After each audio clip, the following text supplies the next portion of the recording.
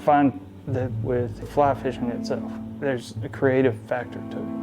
Whereas with the military, it's a lot of destruction. I mean, as a soldier, you're gonna cause destruction.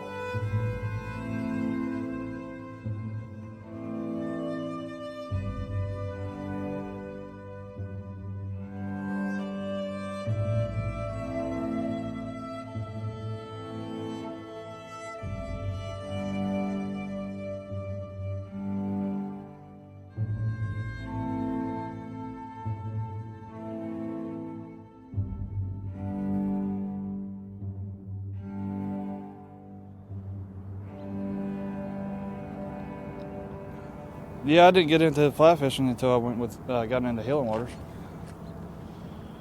And just from there, I was hooked onto it. My two oldest, they're not really real big into it. My youngest, though, loves to fish. I usually take him with a spinner rod, but here lately I've been trying to get him out with a fly rod, and he loves that too. He took to it quicker than I did. I guess that's the benefit of being young and learning, is you take to it quicker. Fly fishing stuff, it's so expensive. You know, the fly rods and, you know, the waders and everything else. And, you know, it kind of held me back because my money comes from Veterans Disability. But then I got hooked up with Charles at the fishing expo up here at the Augusta Expo. And they said, we're having a meeting, you know, that week, that Wednesday. Stop on by and, you know, see what we're about. So I said, okay. I stopped by and everything. Tied my first fly at that meeting. It was a woolly bugger. Shoot, I was hooked. I first started taking my youngest out fishing. He was three years old. And the very first fish he caught was the biggest fish that was caught all summer. I couldn't even catch a fish big as he had. He had a 23-inch largemouth out of a local pond here. Oop. There we go.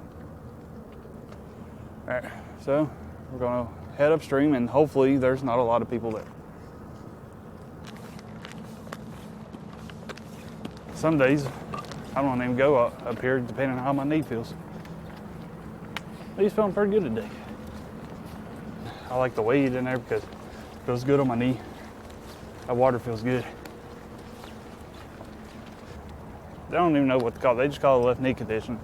Basically, I'm missing the muscle. It got ripped clear from my knee when I was in Iraq or in service, and they just never fixed it.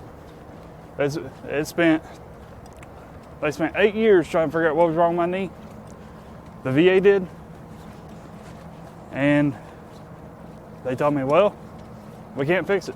It's been so long, we can't fix it with surgery. But they said, we'd like to do an exploratory surgery. So for what? You just told me you couldn't fix it. So I said, nah, you're not cutting me open. Well, I've got PTSD. The VA used to have me on, I think it's 4 or 5 different medications for my PTSD. PTSD, nightmares, you know, that stuff. I didn't like the way it made me feel. Didn't like the side effects.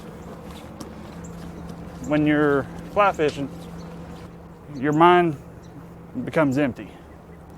You're concentrated on what you're doing right then and there.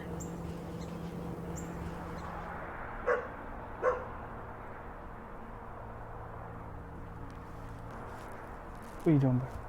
What are you doing, bud?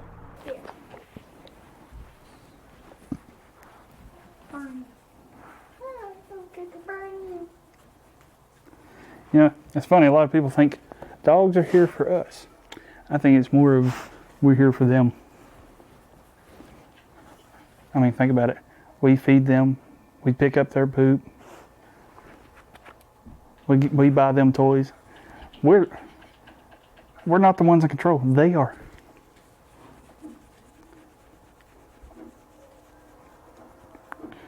They're not the pets. We are. You got all these games and movies and stuff that show, scenes of combat, or playing something like Call of Duty or something. Which, don't get me wrong, fun game. I love playing the game, but and you gotta kind of. What I tell people is you gotta realize that it's not a game. There's no restart button there. You can't just. I mean, you get shot. I mean, it's gonna hurt bad.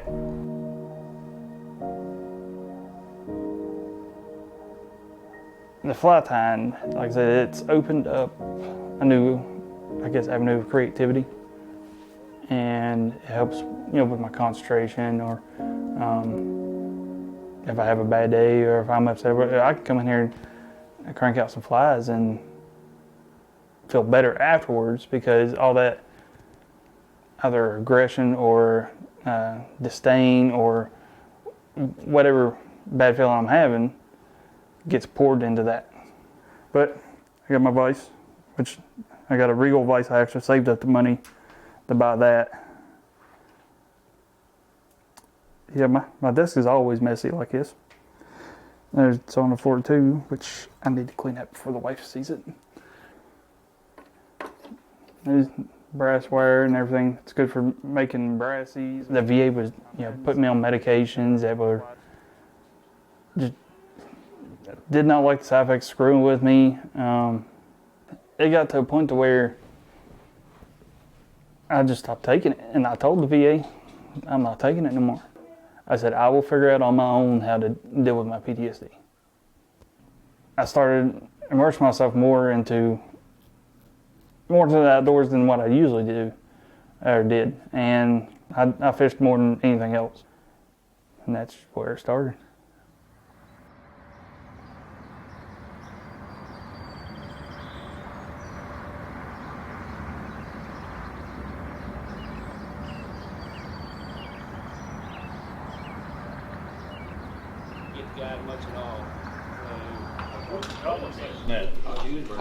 Which is the private section? The part we fished at? The last year? Did you fish last year in the private section? Yeah, that was what we did in May. No. Yeah. That's not the private section? Oh, okay. Well, Healing Waters is a rehabilitation program for guys that have came back with amputees, TBI, PTSD.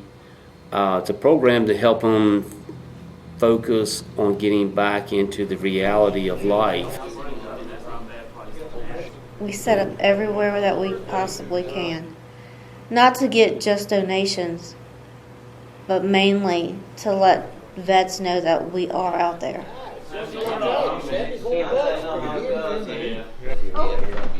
What are you doing tomorrow morning? He's going on a trip. Well, you're not going? No, I'm gonna be on TV. He's still I'd really rather be fishing, man. Good for you, though. Well, that's what they're going to do. Yeah, it came out.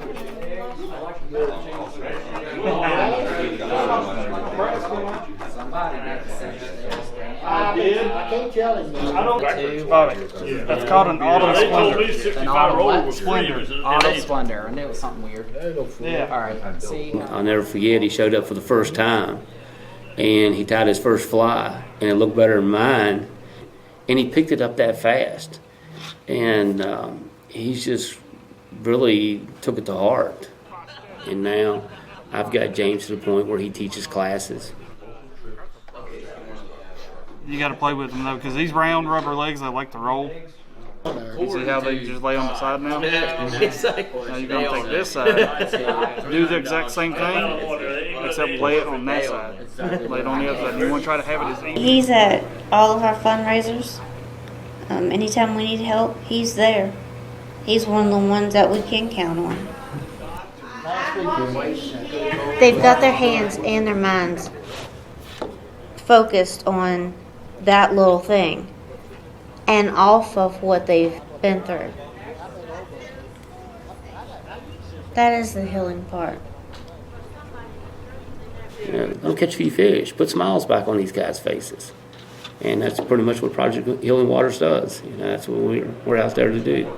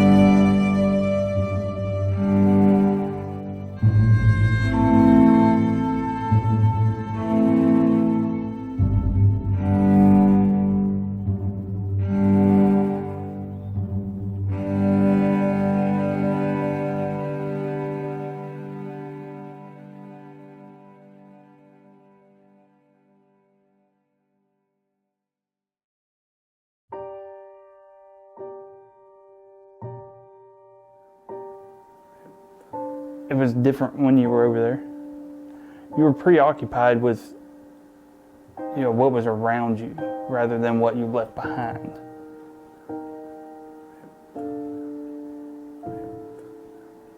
The picture on the left is my younger brother. He died a couple years ago in a car wreck. Of course, the picture on the left is me in basic training. The middle of the two is a poem that my wife printed off, and she knew I liked it, so she found it and printed it off and put it in a nice frame and everything for me.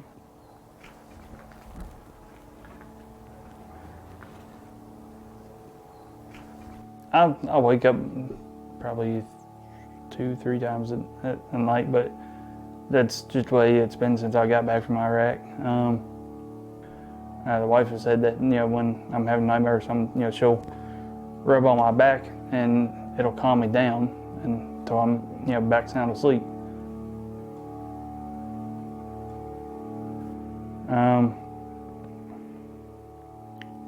Basically, sounds, I don't really get aggressive with sounds.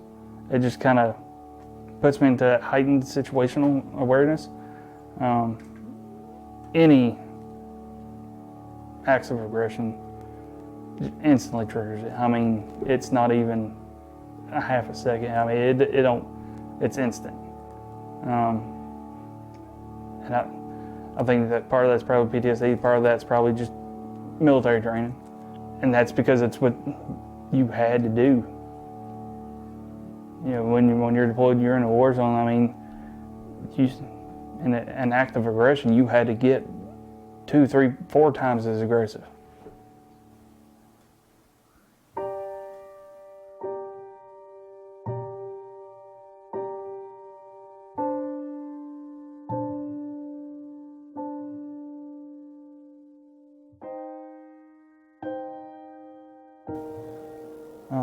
VFW up here in Front Royal, they hooked me up with the VA and got me into the PTSD program, which is an inpatient program at the hospital.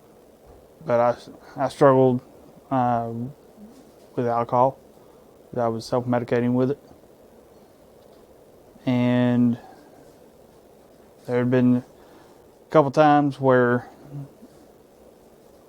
I thought that things would have been easier. Yeah, I wouldn't have to deal with things if I'd have done certain things.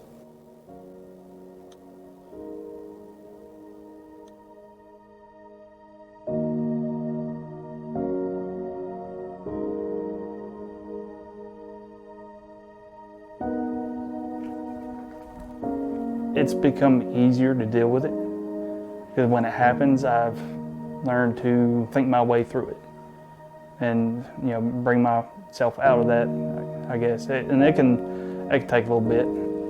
And then our chickens are going to be back behind it, which I'm Still got some work to do on that. Of course, I got plenty of time. It's not like we're going to be able to get chickens till spring. But that's what I'm going to have. And then the wife's trying to talk me into letting her get a pool over here. I haven't decided on that yet. But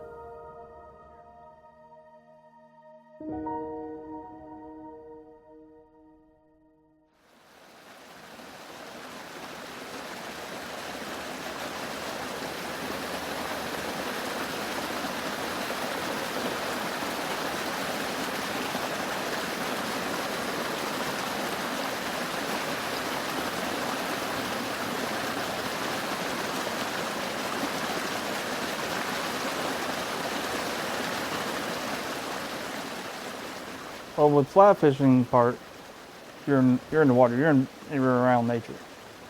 At least in my opinion, no better place to be. It takes your mind off of whatever may be bothering you. Wintertime can hit me kind of hard sometimes because if we get a real bad snowstorm or something, can't really get out as much in that. Drives me nuts. Yeah, I guess I get a little bit of cabin fever, I guess. Fly fishing, you see the creativity in nature. Got another one. Woo!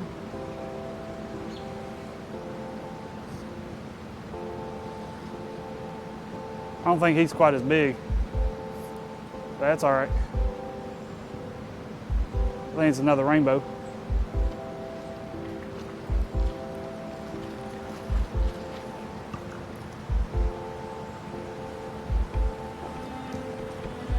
Oh, no, is that a brook? Come here, I think it's a brook. We'll see.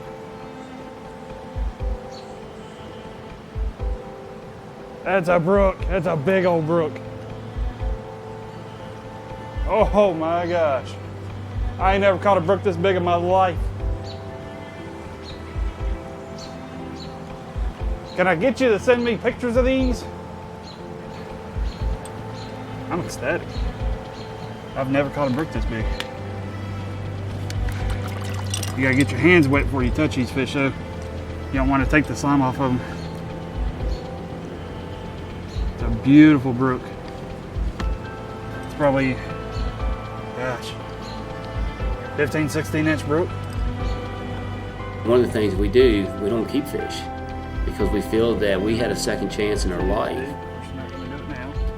So we're giving this fish a second chance in their life to swim away. Beautiful fish. See the white? And I think that really does a lot for these guys to actually turn these fish back. Always a telltale sign of the brook.